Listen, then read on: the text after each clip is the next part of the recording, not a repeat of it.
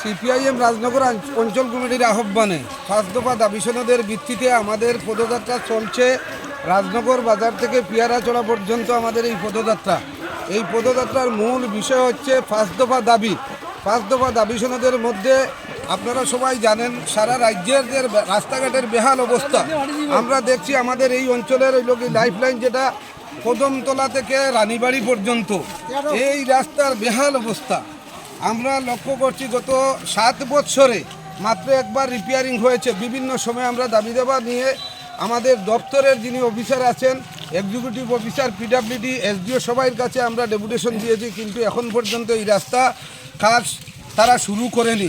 দ্বিতীয় দাবি হচ্ছে আমাদের, আপনারা সবাই জানেন সারা রাজ্যে স্মার্ট মিটারের নামে বিদ্যুৎ দপ্তরের যারা গ্রাহক, এই গ্রাহকরা ক্ষতিগ্রস্ত হচ্ছে। যারা আগে সাধারণ গ্রাহক যারা ছিলেন, যারা মাসে 500 থেকে 1000 টাকা তাদের বিদ্যুতের বিল তারা পরিশোধ করতেন, এই স্মার্ট মিটার বসানোর ফলে 10,000, 80,000, 90,000, 1 লক্ষ, এমনকি 1.5 লক্ষ, 2 লক্ষ টাকা পর্যন্ত বিল আসছে।